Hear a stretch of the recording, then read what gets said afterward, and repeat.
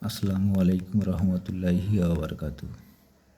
গাইবি তন্ত্র মন্ত্র চ্যানেলে আন্তরিক অভিনন্দন ও শুভেচ্ছা। আশা করি ভিউয়ার্স সবাই ভালো আছেন। তো ভিউয়ার্স, আজকে আমি আপনাদের মধ্যে আর একটি তদবির নিয়ে এসেছি, যে তদবিরটির মাধ্যমে আপনি খুব সহজেই আপনার কাঙ্ক্ষিত বাঞ্ছিত ব্যক্তিকে আপনার প্রেমে দিওয়ানা করে নিতে পারবেন এবং এই কাজটি 100 রেজাল্ট করবে। বিন্দু পরিমাণও স্লিপ করবে না, 100-এর কাজ হবে। যদি আপনি সঠিক নিয়মে কাজ করেন অবশ্যই আপনার কাজ হবে।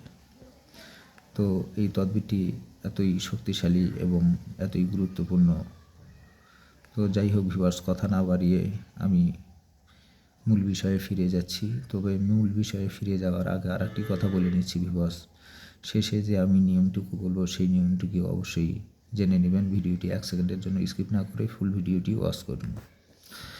তো এখানে দেওয়া আছে, নিম্নলিখিত নকশাটি রবিবার অথবা জুম্মার দিন লিখে প্রেমিকার চুলে জড়ায়ে 7 দিন পর্যন্ত শালিতা বানিয়ে আগুনে জ্বালাবে। আল্লাহর রহমতে প্রেমিকা মহব্বতে দেওয়ানা হয়ে যাবে। তো আয়াতটি হচ্ছে এটা ভিউয়ার্স, আপনি আয়াতটি স্ক্রিনশট মারিয়ে নিতে পারেন।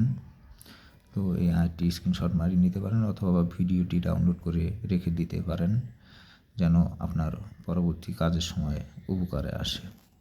তো ভিউয়ার্স, এখানে যে বিষয়টি উপস্থাপন করা হয়েছে, তো এটা আপনি সাধারণ বিষয় মনে করবেন না। 100-এ কাজ হয়। এবং এই আমি যে আপনাদের মধ্যে তদবিরগুলো দিচ্ছি, সে তদবিরগুলো আপনারা বই দেখে বুঝতে পারছেন যে অনেক পুরাতন বই। যে কাজগুলো করবেন সে কাজগুলো 100-এ হবে।